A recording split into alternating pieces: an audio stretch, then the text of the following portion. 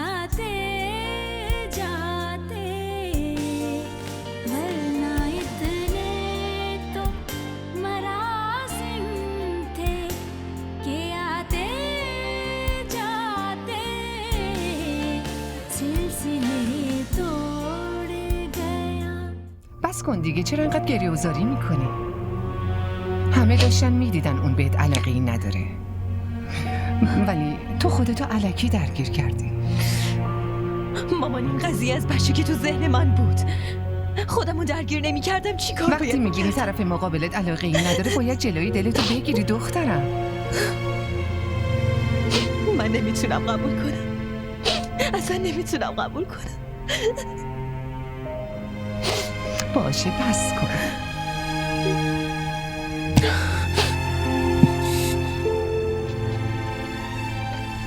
دیوا، لطفاً دیوا، خودتو اینطوری ناراحت نکن. تو این حال که میبینمت دارم به هم میریزم. انقدر گریه نکن. اینطوری فکر کن که اون لیاقت تو رو نداشته. من بهت قول میدم برات یه پسر خیلی بهتر از اون پیدا میکنم که از هر لحاظی از عبدالله سرتر باشه. وقتی به زور با کسی باشی نمیتونی ازش توقع عشق و محبت داشته باشی.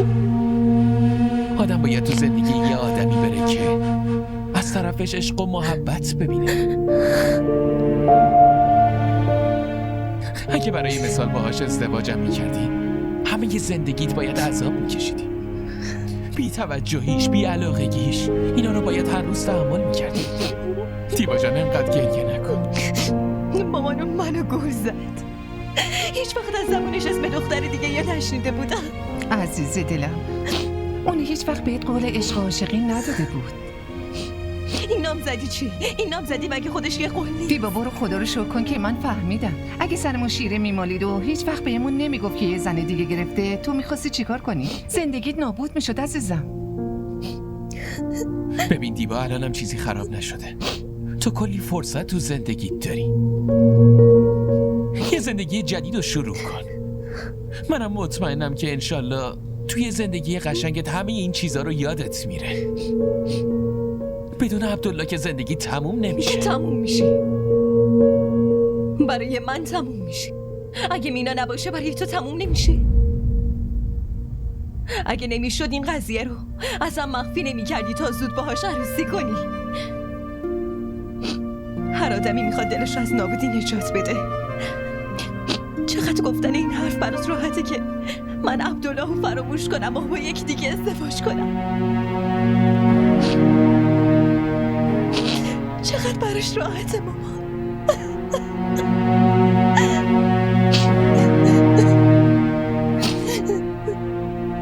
آروم باش، گریه نکن عزیزم. بس نمیخواد برای آدمای بی خودی اشکاتو هدر بدی، قربونت بشه.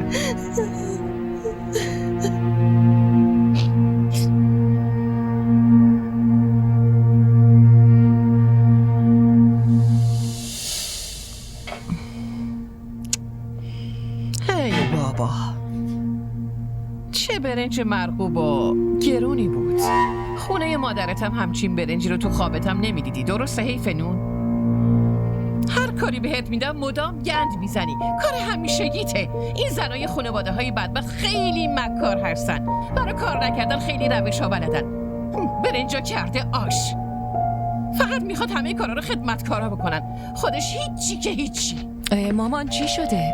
برای چی داد و فریاد میکنی که فشار خونت بره بالا؟ چه کار کنم دخترم؟ از وقتی این دختری بی سلیقه اومده توی این خونه اینقدر هرس خوردم که خونم به جوش اومده. ای بابا، این زن خونه داری بلد نیست، لخت و گشنه، از یه خونه اومده همچین خونه بزرگی رو دیده دیگه هوش از سرش رفته. براش مهم نیست چی بخوره چی بپوشه، همه خونه رو به گند کشیده. روشی که باید برنج پخت، منم با همون روش پختمش. این برنج خوب نیست مامان. حرف زیادی نزن. برنجش خوب نیست.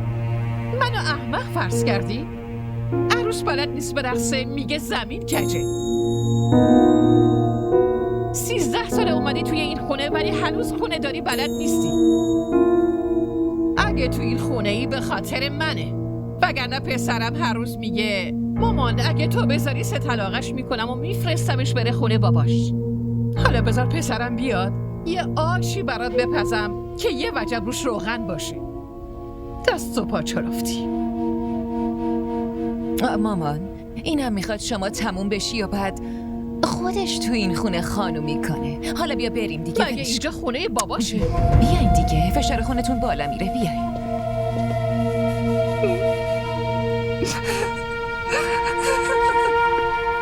مامان بیا آب بخور. نه نمیخورم. مامان لطفا بخور دیگه.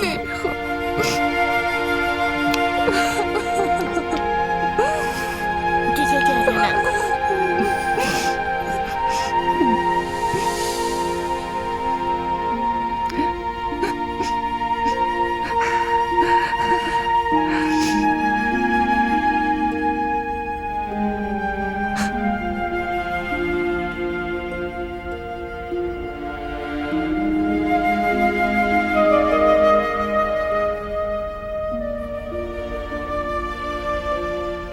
مامان از دستم ناراحتی؟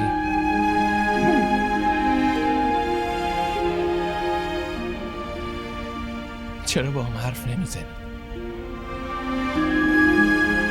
یه چیزی بگید لطفا.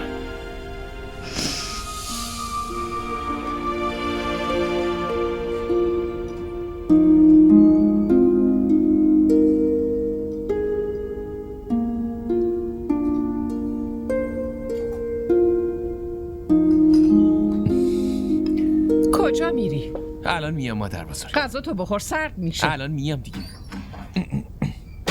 مامان اینا رو ولش کنید. با من بیاید. چی کار میکنی؟ دارم با نون من میپزم بیایید میسوزه دیگه. ها. ولش برو کنید تو. لطفا. خواهش ولم میکنم کن. همراه من بیاید. ولم کن اون میسوزه. مامان زود باشید دیگه. بیا داوود بذار مامان، خاموشش خواهش کنم میکنم میسوزه حرفمو ها. گوش کن دیگه. ولم کن بیا داوود. مامان بیا. بیاید اینجا. بشینید دیگه. از امروز به بعد دیگه تو آشپزخونه نمیرید. پس کی آشپزی کنه؟ مادر بزرگ خدمتکارم تو هستش. این خونه هیچ کس غذای خدمتکارا رو نمیخوره. همچین چیزی سابقه نداشته. داوود تو این سن نمیشه عادت مادر بزرگتو تغییر بدی پسرم. دیدی گفتم. شما بشینید همینجا.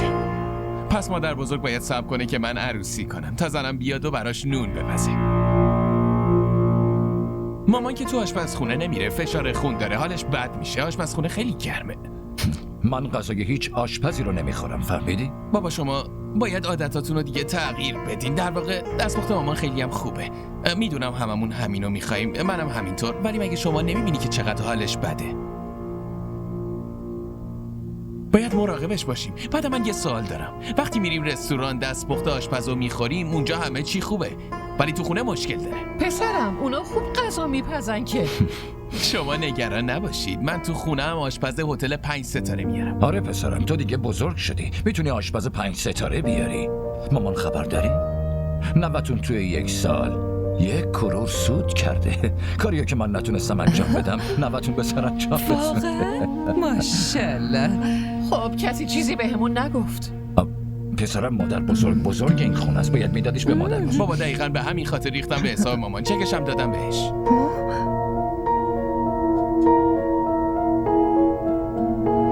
اون چک 1 کرور روپیه بود؟ بله مامان.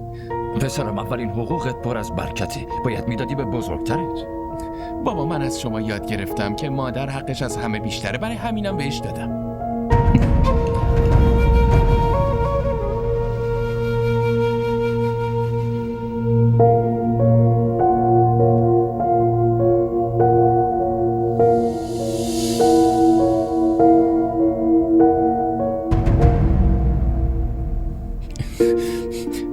خب یه چیزی بهم بگید، فوشم بدید، منو بزنید، هر چی خواستین بگین، ولی با هم حرف بزنید لطفا.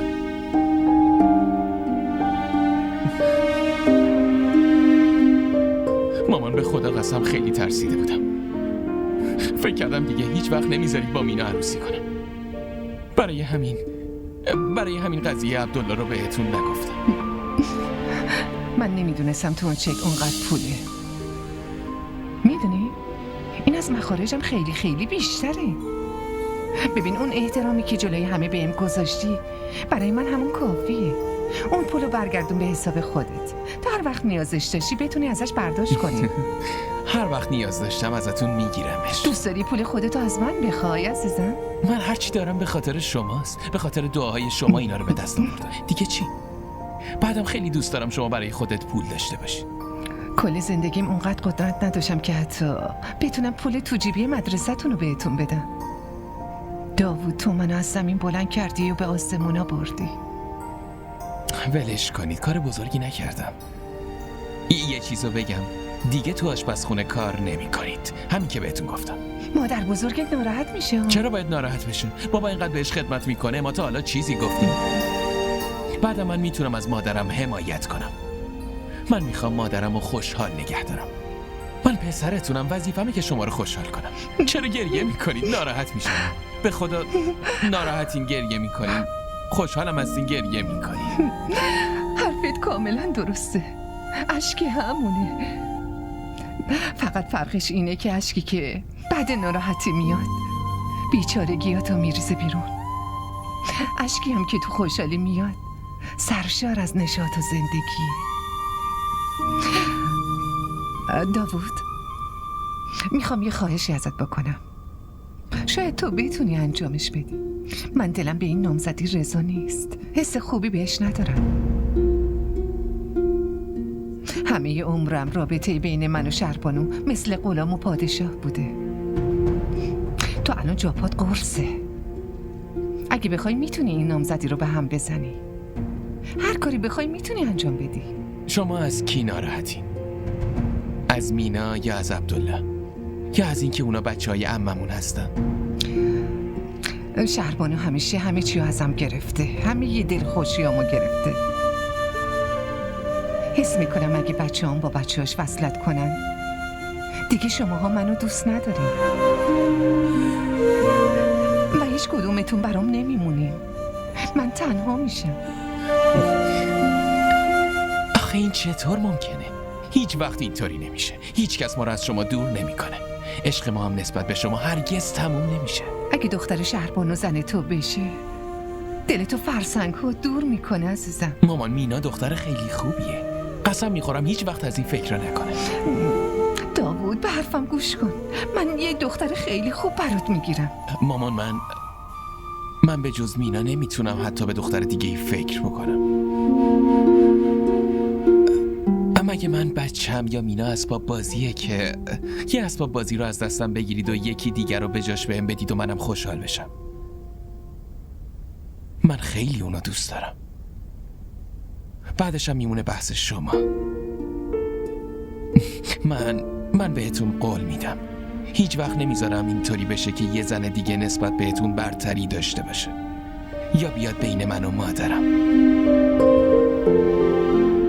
پسرتون باهاتون میمونه. اگه شما به مینا محبت کنید اونم در عوض بهتون محبت میکنه. هیچ وقتم نمیخواد شما رو کوچیک بکنه. اینم غیر ممکنه که من یه زن دیگر رو به مادرم ترجیح بدم. غیر ممکنه.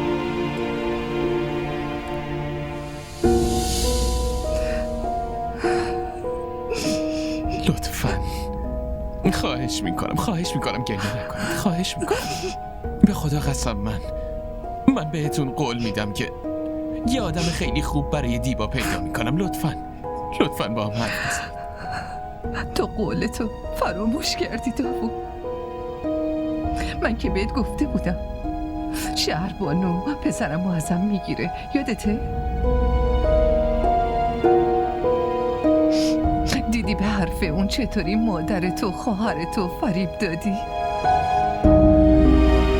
چطوری جلوی چشمم پسرمو داره ازم جدا میکنه؟ ولی این تقصیر تو نیست. بعضی آدم تو روابطشون شانس ندارن. منم یکی از اونم. همه عمرم یه همسر ناموفق بودم، یه عروس ناموفق بودم، یه زن داداش ناموفق. الانم یه مادر ناموفقم. این شکستای من انگار تمامی ندارن که ندارن. داوود کاشکی تو هم مثل عمت، مثل بابات، مثل مادر بزرگت روی خوش بهم نشون نمیدادی، وگرنه الان اینقدر بیقرارت نبودم. من تو رو سنگ صبورم تصور میکردم، ولی تو داماد شهربانو و عشق مینا شدی.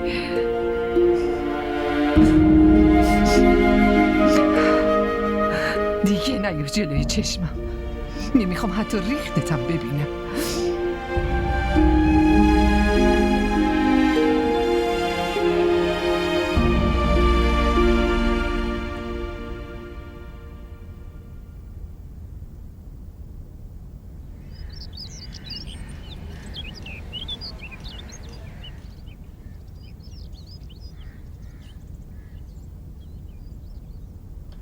آقا صبحونتون حاضره. صبحونه چرا امروز اینقدر؟ آقا خانم بزرگ و خانم کوچیک گفتن صبحانه‌شون رو ببرم تو اتاق. شما صبحانه نمیخوری؟ نه.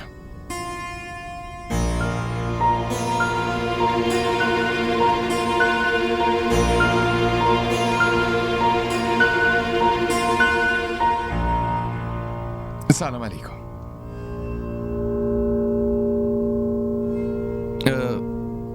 داشتم میرفتم سر کار. خواستم حالتون رو بپرسم.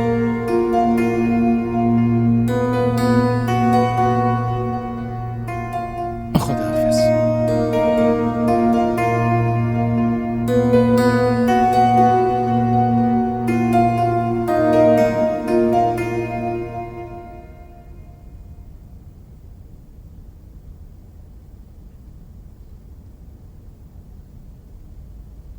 مثل مجرما با هم رفتار میشه. مامانم حتی با هم حرفم نمیزنه. تو یه لحظه از چشم مادر و خواهرم افتادم. همه اینا هم به خاطر من بوده. به خاطر تو نبوده مینا، به خاطر برادرت پیش اومده.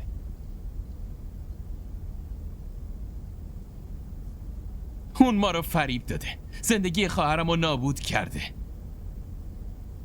تو اصلا خواهرم رو دیدی؟ اگه حالشو میدیدی دلت براش میسوخت، بعد جور دلش شکسته. خب اگه میخواست یه همچین کاری بکنه چه نیازی بود که انقدر طولش بده؟ همون اول همه چی رو تموم میکرد. مینا واقعا نمیدونم این چیزا چطوری درست میشن. فقط تو نبودی که نگران بودی، اونم همونقدر نگران بود. همه نگرانیاشم به خاطر ازدواج عبدالله و سکوت من درست از آب در اومد. سکوتتم به خاطر من بود.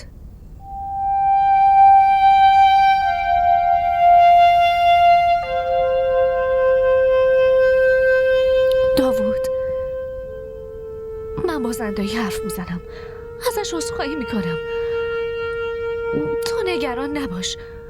امروز من میام پیششون و بهشون میگم که نمیخوام از تو ناراحت باشن. من تو خونتون ساکت میمونم، فقط یه ذره جا تو خونتون بهم بدین بگم.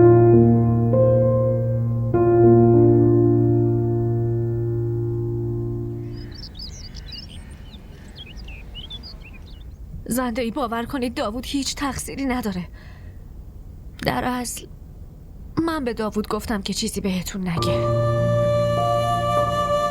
من میترسیدم که یه وقت این عروسی رو کنسلش کنید.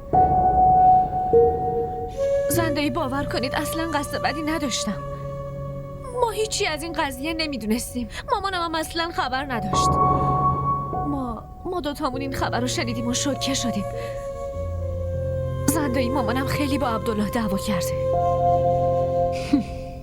من فقط اینو میخوام که شما اصلا ناراحت نباشید. به خاطر ناراحتی شما داوود خیلی کلافه است.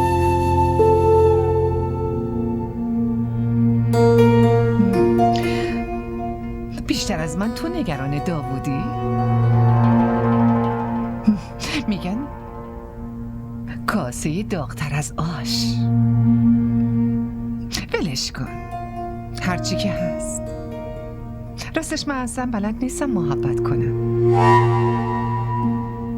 برای همین افتادم به جون شماها. به جون عشقتون. منظور من این نبود زنده‌ای. فقط میخواستم فکر نکنید که میخوام بیام بین شما دوتا قرار بگیرم.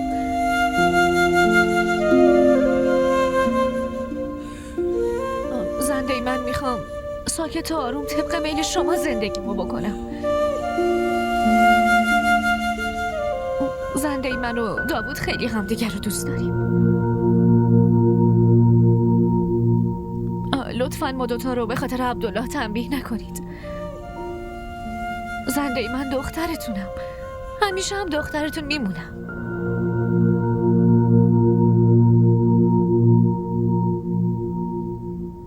دختر من این دیگه هیچ نسبتی با عبدالله نداره. تو اگه دختر من باشی رابطتو با عبدالله به هم میزنی؟ داداشتو ول میکنی؟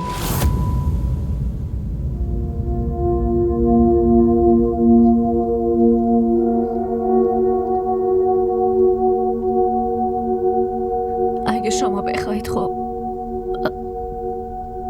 ولش میکنم.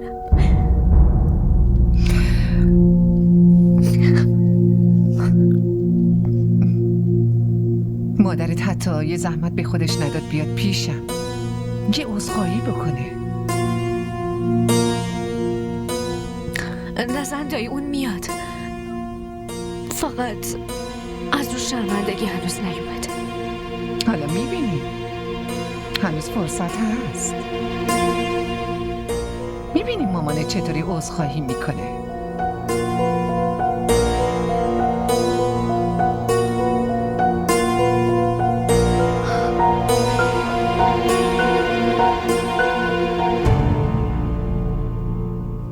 شما بخشیدینش؟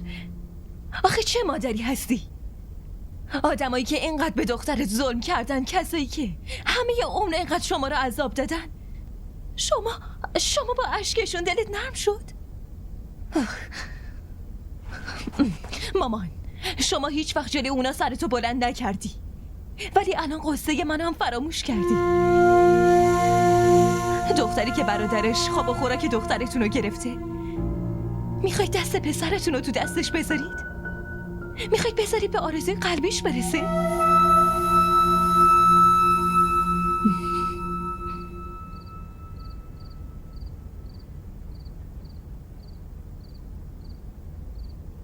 برای چی خودت رفتی اونجا؟ چقدر بده دختر باشی بعد پاشی بری پای مادر پسر بیافتی، بیفهمی؟ مامان اشتباه از ماست. پسر ما دختر اونا رو پس زده و زندگیشو به گند کشیده و رفته با یکی دیگه. شما باید خودت بدی باهاشون حرف بزنی. اگه زنده‌ای شاکیه حرفش اشتباه نیست. هرچی دخترم، بازم تو نباید میرفتی اونجا. به من میگفتی، من خودم میرفتم، راضیش میکردم، ولی تو نباید میرفتی اونجا. ببین مامان، من فقط میخواستم این وصلت رو نجات بدم. شما که نمیدونید داوود چقدر ناراحت بود. مامان لطفاً یه خواهشی ازت دارم. شما برید پیششون، ازشون عذرخواهی کنید. زنده‌ای هم هرچی بهتون گفت خواهشاً ساکت گوش کنید.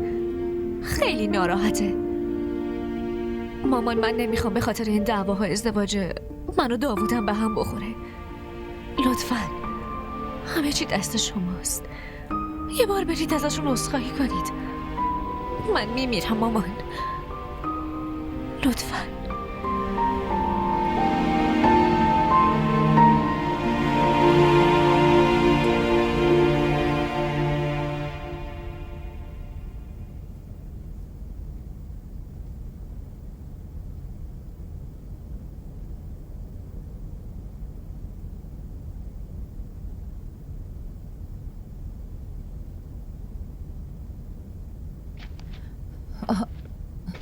حالت چطوره گیتی؟ خوبم. بشین.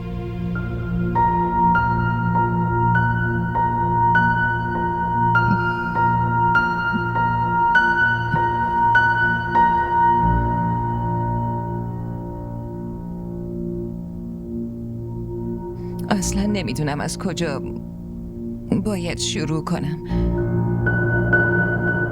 این عبدالله زبون منو بسته. من اصلا نمیدونستم که این پسر چه برنامه‌ای چینده. راستش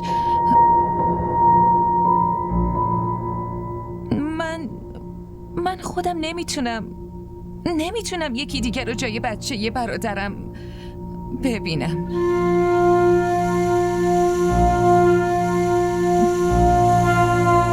حالا الان اون کجاست؟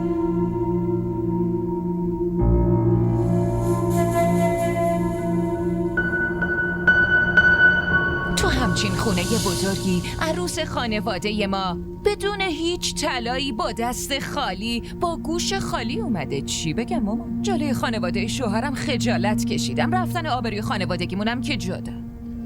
ای بابا، این میخواد نشون بده که خیلی ناراحته.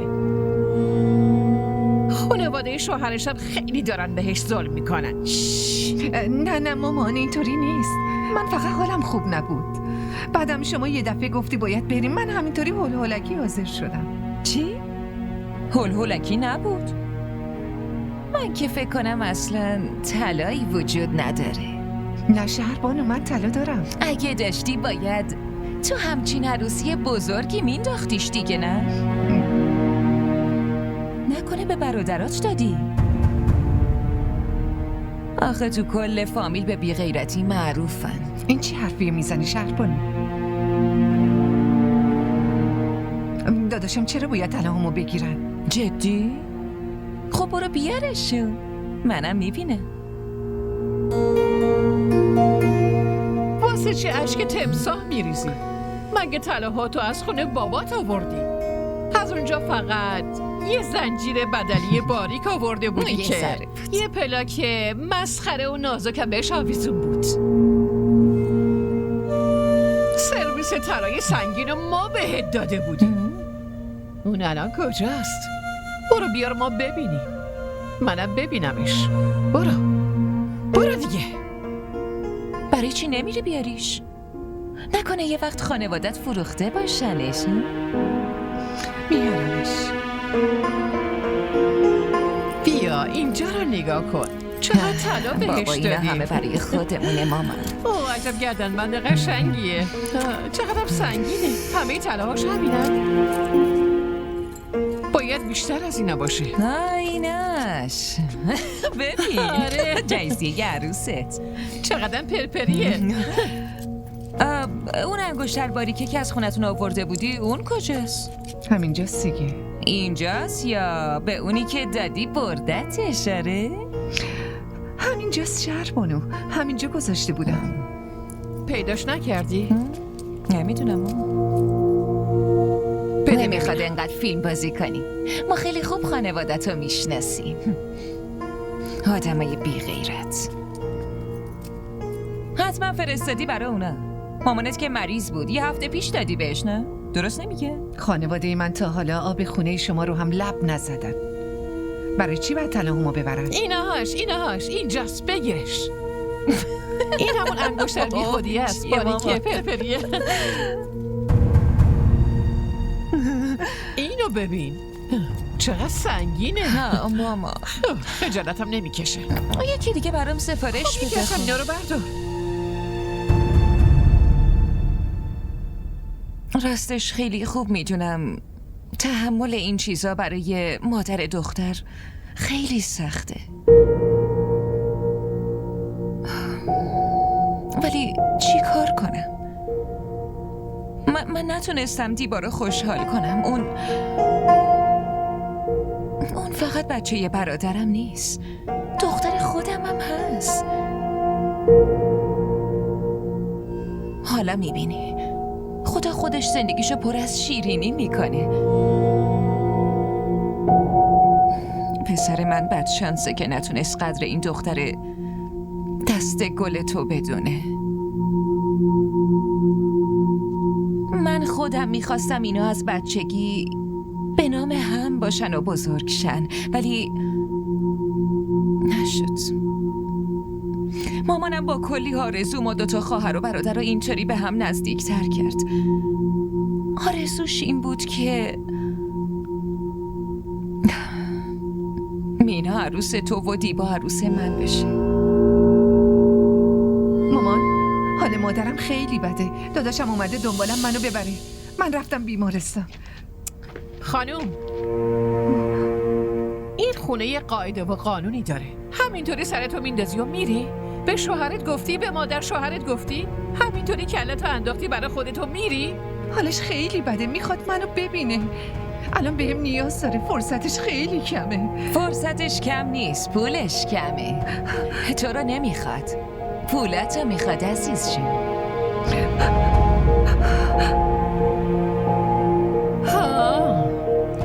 زنی که از شوهرش پول بگیره و شکم خانوادش رو سیر کنه زن زندگی نیست. جاسته آقا، حواستو جمع کن.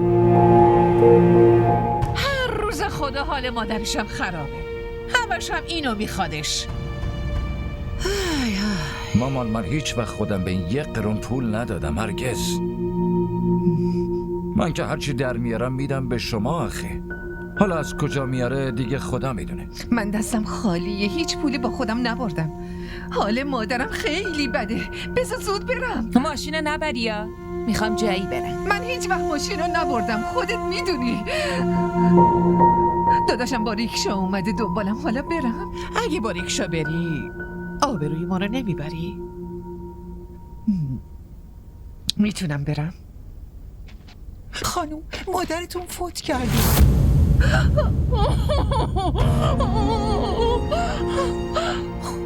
خدایا به من صبر بده.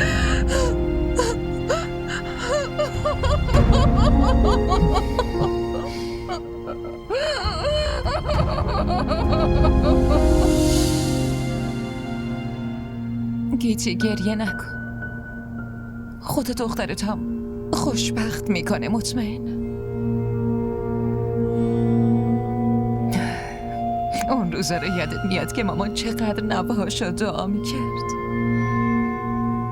چقدر آرزو داشتیم بچه ها رو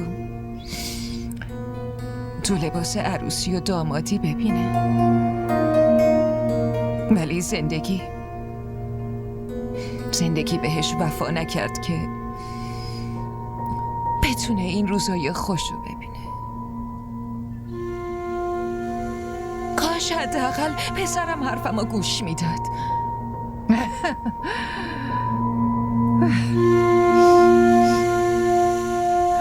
عجیبه. اون چطوری از دام شماها فرار کرد؟ شماها که مردا رو خیلی خوب اسیر میکنین. میخواد داداشتون باشه، باباتون باشه، شوهرتون باشه یا بچه برادرتون.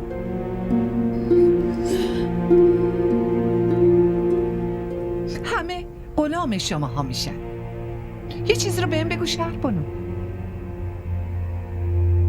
چه نازیه، چه اداییه که مردا رو اسیر شماها میکنه؟ شماها که یه ذره محبت ندارین. آخه چی کار میکنین که من بلد نیستم؟ برای چی با این همه ایمان و محبتم بازم نتونستم شوهرم و سمت خودم بکشم؟ بگو برای چی انقدر از پسرم دور شدم که تو و دخترت بتونید دل پسر منو به دست بیارید و اونو اسیر خودتون کنید؟ بگو برای چی برای دخترم ناراحتی؟ دختر من به خودم رفته، دختر تو هم به تو رفته. دختر من بلد نیست پسر تو روی یه انگوش بچرخونه، ولی دختر تو آموزش دیده، اون حسابی از شماها کار یاد گرفته. فهمیدی خانوم؟ آخه این چه حرفاییه که داری میزنی گیتی؟ من اومده بودم آشتی کنم، اومده بودم رابطمون رو بهتر کنم، بعد داری دختر منو خار میکنی؟ خار؟ من دخترتو خار نمی کنم. گیتی دختر یک خانواده سطح پایینه. به خاطر همینم امروز دختر تو رو که از یک خانواده سطح بالاست نمیخواد برای پسرش بگیره، فهمیدی؟ یعنی تو دل تو اینقدر از دست من ناراحتی جمع شده؟ آره؟ تو دل من نسبت به شماها نفرته. من نه سادم نه یک کلمه از حرفاتون رو یادم رفته. داوودم باید عشقشو به خاطر نفرت من از شما قربونی کنه. من میدونم شماها به فکر ما نیستید و دخترت دست از سر پسرم بر نمیداره، ولی اگه با نقشه کشیدن دخترتو انداختی به پسر منم دخترمو بر میدارم و برای همیشه از زندگی داوود میرم بیرون و دیگه هم پشت سرمو نگاه نمی کنم. داوود اگه این ازدواجو میخواد باید ما رو ول کنه، وگرنه این وصلت از طرف من کنسله.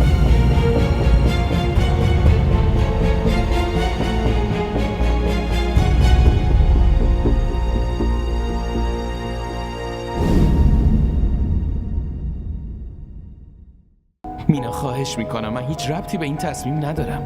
لطفاً گوشیتو جواب بده. خفه شو.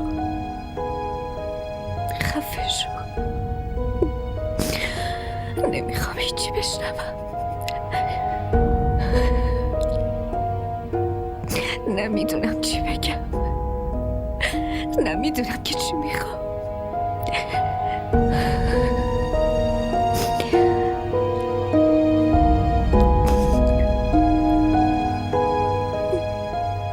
یعنی تو نمیدونی داوود که صدا چطوری دلم رو از زیر خودش میکنه، ولی فقط تو که نیستی. مادرم هم گردنم حق داره. باشه باشه، برو وظیفتو انجام بده. بذار منم وظیفه‌مو انجام بده.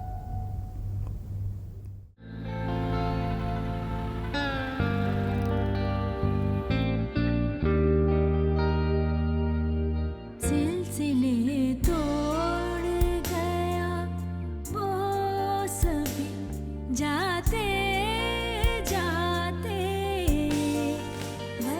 DDTV ارائه کننده بزرگترین سریال های درامای ترکی، کره‌ای، پاکستانی دوبله شده به فارسی می باشد. لطفاً سابسکرایب کنید و عضوی از خانواده ما شوید.